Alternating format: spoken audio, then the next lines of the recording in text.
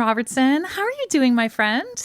I'm doing great. I am in my living room. I have a cup of coffee. I am so excited for us to have this conversation. Yeah, so I was just saying to you, I haven't even decided what we're going to call this because I would say this is a new format on our YouTube channel that we've like gone back to having podcasts. I think just in this moment because this isn't the lead up to Impact Lives, we're just gonna call this Impact TV. And when I was messaging you and we were kind of conceiving of this piece, I just want to give everyone a background of what our relationship actually looks like behind the scenes. So if you haven't met Dr. Jordan Robertson, she is a powerhouse in our space. She is the founder of the Confident Clinician. She owns Clarity Health in Burlington. She's been a naturopathic doctor. I'm just going to say for a very, very long period of time that expands over decades. And she has a really strong background in academia and evidence-based care. And she blends all of these pieces together to bring practitioners and naturopathic doctors in particular tools that help them be better decision makers in practice. She is sitting on the edge, on the tip of how AI should be integrated into our practice. And so she is a friend, and she is someone I admire deeply, and I want all of you to know her too. So that's like the official positioning of Jordan. But here's the reality of our relationship behind the scenes is that we are also like text and chairlift and coffee friends who have this back channel conversation that is happening almost at all times in some low grade manner with respect to our industry as a whole. And one of the things that I wanted to bring to the table in today's conversation is I actually wanted to take all of these back channel conversations, which you and I agree every single time they should be recorded and we should just release these. I wanted that energy to come to the conversation today. I want to talk really truthfully about where you see the industry going, where you see potential pitfalls in terms of our thinking, how we take old ways of thinking and which ones we keep and which ones we should let go. There's a lot that I really want to dig into, and we're going to do it in the spirit of coffee and conversation, and the way we really do it by phone and by text, and frankly, whenever we have the opportunity on a chairlift. So that's the context in which we are going to deploy this conversation. Here's my first question for you, Jordan. Let's just jump right into it. What is the role that AI should be playing in a naturopathic functional medicine integrative practice at this juncture of history? Whew, we're just going to go right for the jugular, hey? Yeah, I was going to ask you what kind of coffee you're drinking, and then I decided, no, we're gonna go deep right off the I bat. thought we were going to start lightly with how, and you know what, our friendship, we are that meme that's like you're the friends that have 6 conversations over 6 different channels, and the memes belong over here, and the business belongs over here, and then sometimes they're all intertwined. Where do I see AI? So, I was a really early adopter with AI, but with lots of guardrails. And I actually think that the way to think about this is like fast adoption, but lots of guardrails. Because that's exactly how we have approached it at the Confident Clinician. And I also think that clinicians need to have this same lens. When we first learned about AI even being a thing, I immediately, like all of us, I immediately was like, oh, we have no jobs. Like, why are we even needed? The robots are taking over. And it's only through applying sort of like that critical thinking around like, what does decision making look like? What does knowledge look like? What does the human experience and medicine need to look like? Did we make really strong boundary decisions around AI? I made those decisions really early, even before we kind of understood what the magnitude of AI was going to be. And they have persisted and have remained true. So I'll explain what I mean by that. But essentially, AI is only as good as the input, right? Like, we need to know what we're asking in order for us to get great questions and great answers back from AI. And I'm sure everyone's had that experience where if they ask ChatGPT what they should make with the ingredients they have in their fridge, ChatGPT is like, oh, cool, like take the broccoli, take the cheese, take the chicken, and here you can make a casserole. What ChatGPT is not amazing at doing is saying like, well, could you go to the store and get a pomegranate? Because we could make this even better. It's not great at talking about the information you haven't provided. It's not great at grabbing information from outside of your little micro conversation that you're having with it. It has great common knowledge, but it does not have domain expertise at the level that is required to practice medicine right now. So when we brought AI into the Confident Clinician, we said two things. One, please don't have Bob's blog on CoQ10 ever be asked anything in our framework. So we sandboxed all of our content so that it's only looking at domain expertise and never just asking the plain old internet, because that's problematic. And we also wanted it to capture the nuance of decision making and dialogue. You know, if we upload PDFs to an AI, what we get back are summaries of PDFs. We don't get back clinical expertise. We don't get back nuance. It's not very good at saying who wasn't well represented in the paper. And so that lesson that we have learned at Confident Clinician and really has driven our values and the way we've built our entire infrastructure are the same things that clinicians need to approach AI within their own practice, right? AI is not great at pointing out your blind spots. It's really great at emphasizing what you already know and what you've already told it, which is problematic. I hope we can agree. And it doesn't replace some of the human aspects that make medicine so important and make those clinical conversations so important. So is it a tool? Absolutely. And what it should be doing is actually helping us have freedom in our brains, right? We're not having these like proverbial million tabs open in our brain at all times when we're in clinical situations. But it also should have guardrails so that we preserve the things that we do so beautifully as clinicians, and we respect the integrity of the information that we're actually asking AI to bring to us. So we're at this like interesting juncture where the rapid adoption of AI without thinking is going to create problems in medicine. Whereas if we are really intentional by the use and how we approach using AI in our practices, we can win with it and it can actually unlock so much potential. Okay, one point of clarification, and then I want to talk a little bit about Confident Clinician so everyone has context. Do you actually ask ChatGPT to take what is in your refrigerator and make dinner? Because that hadn't occurred to me before. Like, is this a use case for you? No, but this is a metaphor that I came up with like immediately on the spot, which you and I are both exceptional at, I will say. Yeah. No, but it is possible. And that's actually what people are doing with ChatGPT. It's like, here's my knowledge. Tell me what to do with my knowledge. Mm-hmm. Here's what's in my fridge. Tell me what to do with what's in my fridge. Here's my lab work. Tell me what to do with my lab work, right? But what ChatGPT is not great at doing is going, well, here's all the things you didn't ask for. Here's all the things you didn't tell me. Here's all the tests you haven't had. Right. And so it's such a great example because it will positively reaffirm a lot of the things you put into it. But where we struggle in medicine is what we don't know, right? Where we struggle is like, well, what's my blind spot here? What do I not understand about this situation?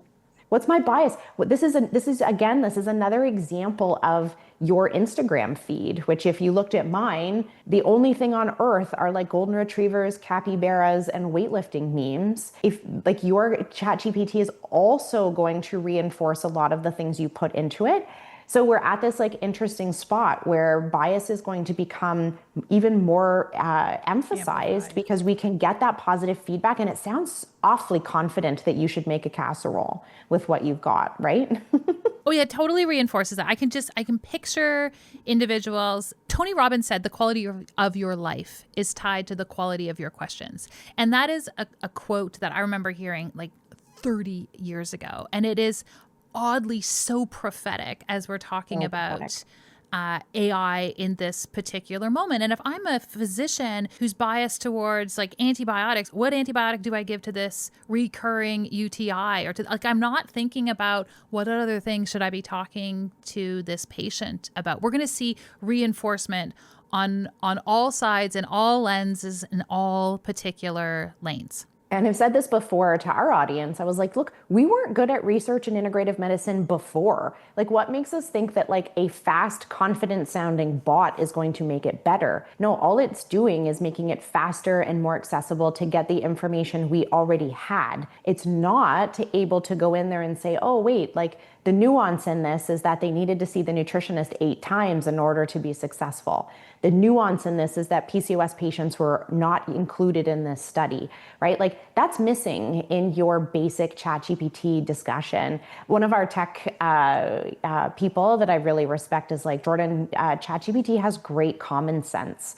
But what you're trying to deliver as professionals is domain expertise. And the new age of AI is going to be clustered domain expertise that you access through an access point that actually gives you the information that you need in that domain expertise, while ChatGPT is going to be still amazing at telling us how to make a broccoli casserole. So just for context for everybody, so they know exactly where you are coming from, what is the Confident Clinician and how does it, I've never asked you that on a chairlift before, and how does it change the lives of clinicians? So it started as things do, which was like a beta with Zoom links and patient handouts. I realized back in 2018 that I had knowledge in critical appraisal and the reading of research. I always say not every paper belongs in medicine, right? Like not every paper that's published should change the way we practice, which everyone agrees to. What we don't agree on is which papers should change the way we practice, right? And we've never had great consensus in integrative medicine on what constitutes good evidence. But back in 2018, we started with a bunch of Zoom links, some study summaries, and patient handouts. And over the last 5 years, it has evolved into a knowledge base that has covered more than 200 primary care topics, has literally built the standards of care and consensus-based care in naturopathic medicine, where we've had over 200 contributors. It's the voice of our profession in evidence-based medicine at this point. And what has happened over those 5 years is that we now have hundreds and hundreds of thousands of data points, and our members actually couldn't find what they were looking for at a moment's notice, which became a pain point, right? Where they were looking for acne information and it was here and it was here and it was over here, like it was in the PCOS lecture and it was also in the testosterone replacement therapy lecture. And so we built a custom AI that has really been the cherry on top to our database and knowledge base that actually will listen to all of our content and give you synthesized information in the moment when you're with your patient. So it's unlocked this ability to have immediacy in your support, which again, in our industry, it is like an absolute expectation that you take your charts home or that you work on the weekends because information has never been at our fingertips, right? If you had a challenging patient case, you'd be like, oh, like, let me look into that for you. And the patient would leave and the practitioner would be there doing research on their own, trying to figure out what to do.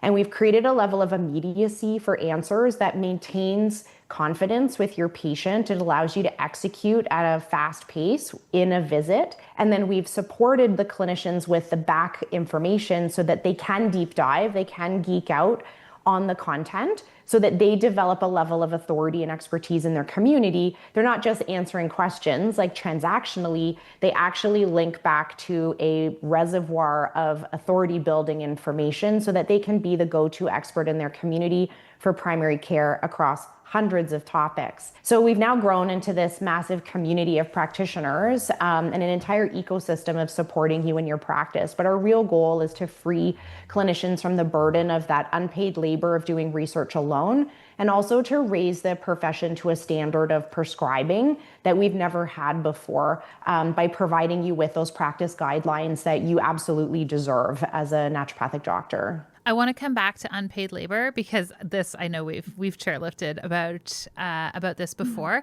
but what do you say to those practitioners who kind of like cross their arms energetically and they're just like, I don't believe that AI has a place in medicine? What do you say to them?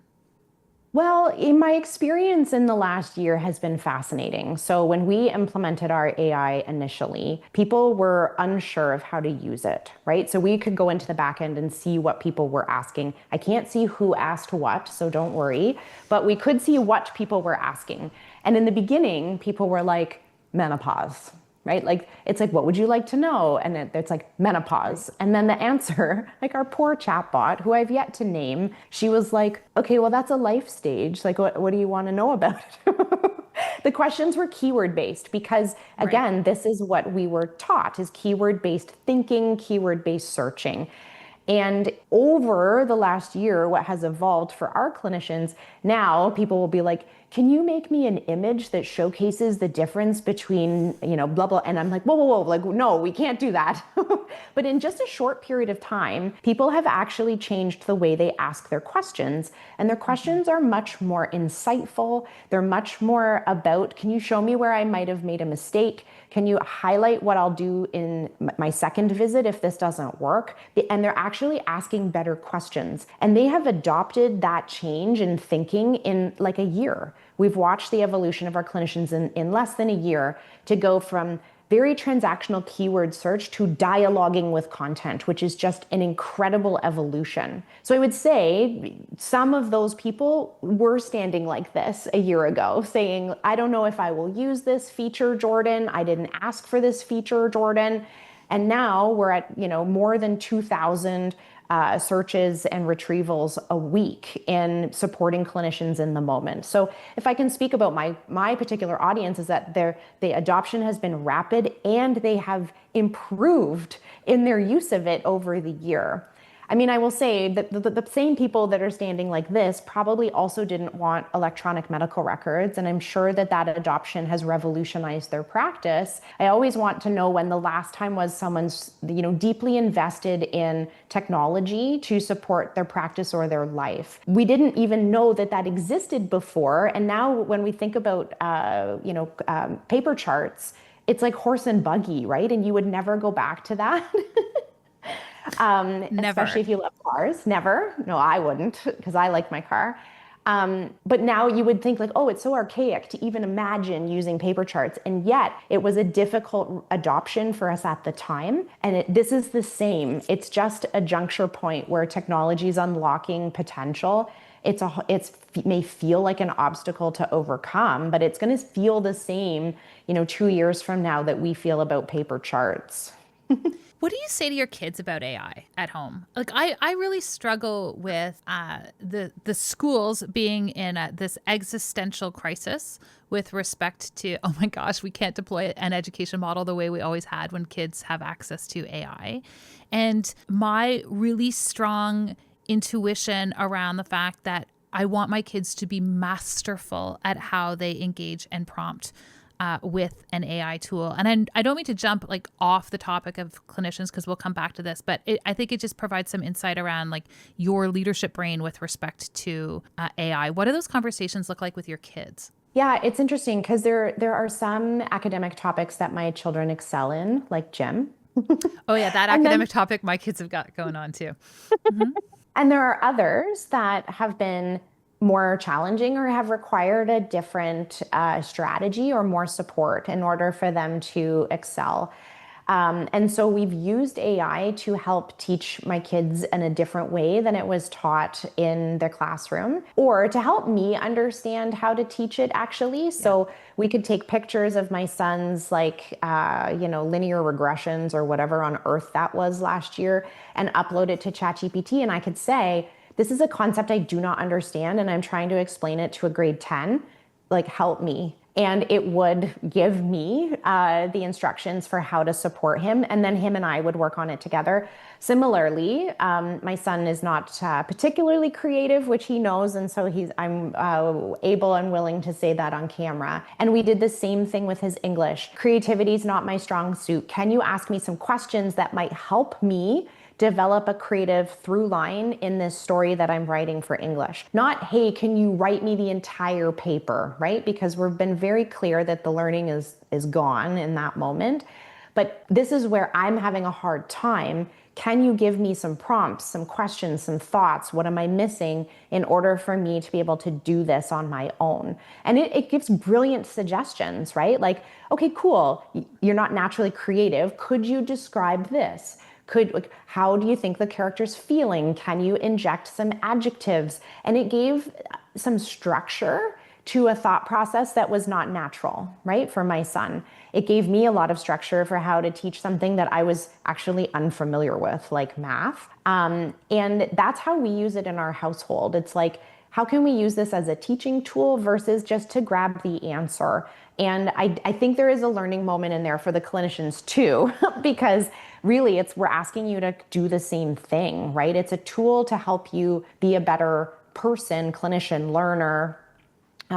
It's not there just for transactional kind of information. Yeah, and I asked about how you use it with your kids because it does make a beautiful lateral transfer to how clinicians can use it to help support their patients. So when someone comes in and they're talking about, fertility, or they're talking about some hormonal issue, or they've been diagnosed with IBD, there's a real opportunity for practitioners, rather than going and building a whole course or recording video on some questions you've answered over and over again, to say, here are 8 prompts that you can leverage to be able to build a meal plan that works for you, to be able to learn a little bit more background around how naturopathic medicine and traditional medicine are going to support your new Crohn's diagnosis. I think there's so much potential to bridge the education gap that was previously very expensive for us to be able to build content around and to support our patients around. I think that side of practice management is going to get so innovative. So innovative. And it really will help the clinicians who were already practicing as if the visit was the treatment. And this is something we reinforce often, right? You are not the spewer of health knowledge at your patient, right? That is not the purpose of the visit. That is not your role in your, dyad with your patient, that I have the knowledge and I give it to you in this hour, right? That's such an old model of that doctor-patient relationship, where the time you spend with your patient is actually intended to be transformative, to be strategy, for them to be witnessed in their experience, in their own health transformation. And so the practitioners who deeply believe and adopt that model of support for their patients and make the visit central to the actual treatment of supporting their patient are going to be the ones that will have such an easy time finding a spot for AI to live in that world. It's the clinicians who are afraid that if the knowledge is free, or if the knowledge is there, that now their utility is lower, or the usefulness of their appointments is lower, that are going to struggle the most. And so I always want clinicians to make the visit the central component of their treatment with their patient. I would never say to my therapist, oh, you know what? I'll just take this conversation up with ChatGPT, right? Like, I don't need to see you anymore. I'll just ask my computer what I should do about this situation, right? We have to position ourselves as being the coach, which is a word that some practitioners really don't identify with, being the leader, being the strategist, being the person who helps with execution and behavior change. That's really our subspecialty in medicine. And the knowledge is now just there, right? It's just there.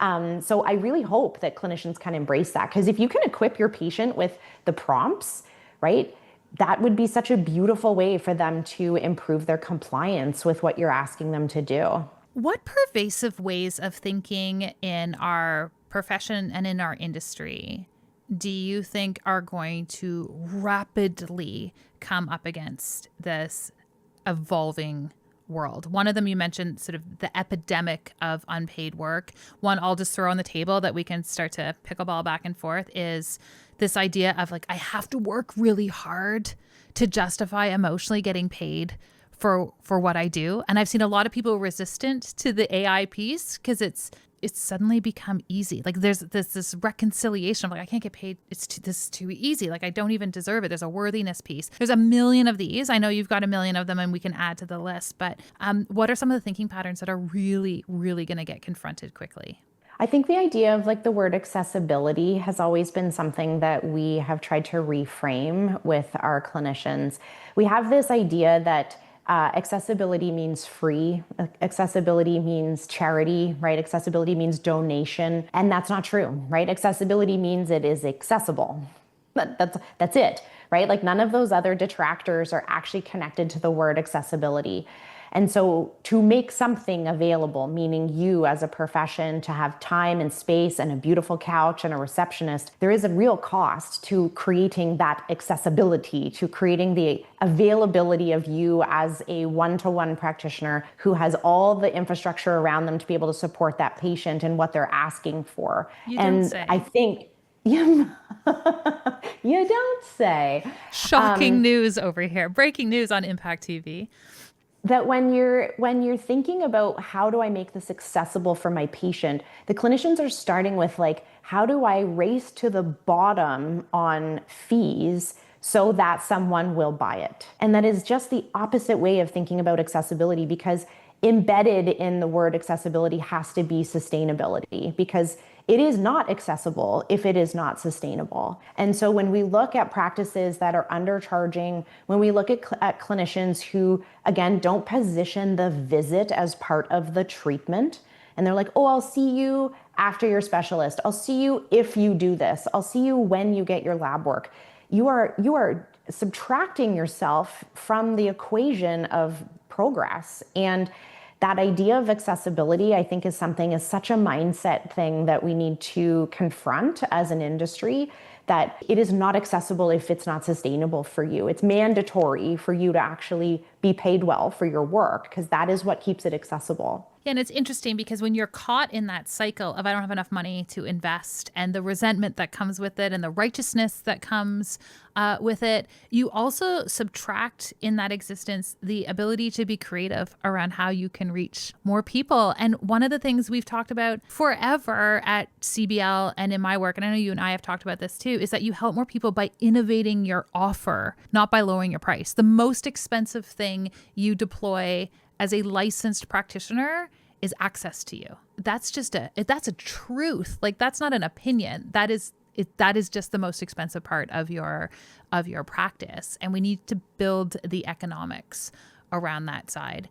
Give us a little bit more insight around this idea of the epidemic of unpaid work, because I know you talk about this a lot. I think that a lot of practitioners are like, well, that's just that's just the way it has always been done. Share with us a little bit more about your perspective on this, because I know you have really deep insight on it. I think a lot of it stems from our schooling, right from the beginning, where we are taught to treat every patient like a unique snowflake. And it's baked into the whole education process that, you know, the reason that John over here in a red t-shirt has diabetes is incredibly different from the reason why Joan over here in a yellow t-shirt has diabetes. And that is not true, right? Like, aside from maybe there's some sex differences, but aside from that, it's really not true. And we're not taught to play like laws of averages and the statistics around how we see magnitude of effect and benefit, et cetera, in medicine. We're taught that the very fact that John wears a red t-shirt is actually influential in his treatment plan, and it should change the way we think about him. And you should spend 3 hours at the end of the day trying to figure out why the heck John's blood sugar is elevated. We're not taught to think about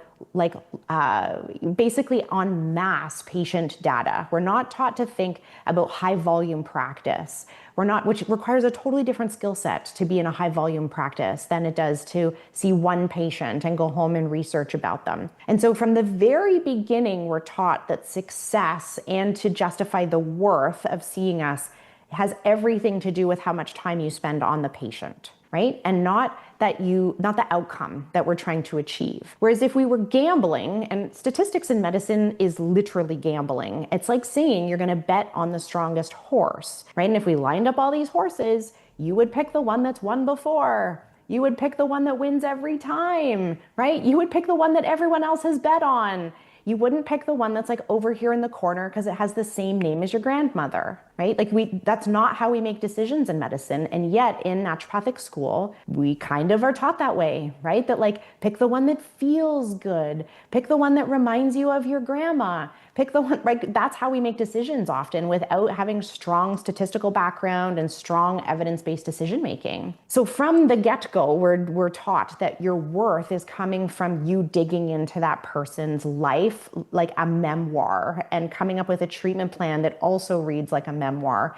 when we literally have statistics on how to make him better, and that information should be available at your fingertips, right? The part that's magic is the part about how you help John actually deploy the strategy or stick to the nutrition plan. The magic is not in the specific individual little things that you prescribe him, right? We have the data on what you should do. You should just do the same thing you were doing with this patient. So right from the beginning, we're taught that like there is this workload associated with good patient care that is not true. And so we end up graduating practitioners who have no practice in high volume situations. So they literally don't know how to do it. And they're taught that the work they do outside the patient visit is this mandatory obligation to justify the price. And now we've got clinicians who have no time to market their practice, are exhausted, are burned out, hate their life, and they're still like have their nose in their old notes from school trying to figure out what to feed this patient. So to me, it's like this, it's the biggest barrier for us to overcome as a profession to say, we know what to give him and we have put it together for you and you can just download it and give it to him and save yourself all that time and reallocate your energy towards outreach. If you want accessibility, then have a low ticket free offer. Like do all these things that make your heart sing and just give him the things we know that work. So I feel very passionately about this. We actually just ran a charting workshop for the Confident Clinician, and we talked about this exactly. And I went through some of my old numbers, and in my last year of practice, I only worked 2 days a week. And I went through and in January of 2022, I saw 91 patients in 8 days, 91 patients in 8 days of work. And I asked the clinicians in the group, I'm like, what would happen if you had to do this? And the answer is like die or cry, right? That's what would happen. And yet that's what they think they're all working towards. I'm like, you're not working towards a high volume practice if you don't practice like you have a high volume practice. Mm-hmm. And that requires protocolization of your work. It requires systems. It requires repeatable outcomes. We're not taught that way from day one. And it lives with people their whole career, that mindset. Yeah, I really appreciate throwing this idea on the table because we are at this fascinating juncture in terms of how we are deploying care. And I think that a lot of what we've been able to, for lack of a better term, get away with up until this point, you've been able to, you want to practice that way, you can kind of do it. And you and I both see the economics behind the scenes. You can really only do it if you've got a partner who's legitimately supporting the situation and the ecosystem at the same time, but you can get away with it. I don't actually think patients are going to want care that looks like that anymore. The expectation of health consumers who are never part of this conversation when we talk to other clinicians, it's always about how they feel about their work. It's not what the health consumers are looking for, which is faster answers, the ability to leverage technology to assist them in implementing these lifestyle changes, faster acknowledgement of what the mindset blocks are that are getting in the way of them achieving a higher state of health. We have an entire society now that expects an outcome faster. And we have a lot of people in our industry who are hanging on to this idea that the real value is just how slow and how gentle and how long the appointments can be. So I think there's a real opportunity for us to start to look at some of the other data points around what makes for effective clinicians. And I love everything that you are doing to remove the barriers and remove the old stories of why we have to keep doing it that way. What's your vision for the profession and the Confident Clinician and your tool? Like if you could wave a magic wand and integrate your tool even more broadly within the profession, what does it look like from your vantage point? I mean, I truly believe that we have a very strong role to play in primary care medicine. I love when people have found their super secret special niche that only 3 people on the planet, suffer with. But I truly believe that where we belong is in primary care. The evidence for what we do in primary care is so, so strong. Provider touch points actually in this moment, and in 5 years, we'll have great data on what AI-based touch points do for patient outcomes. But in this moment, provider time dialogue, checkpoints and accountability, answered questions, and medication check-ins and compliance.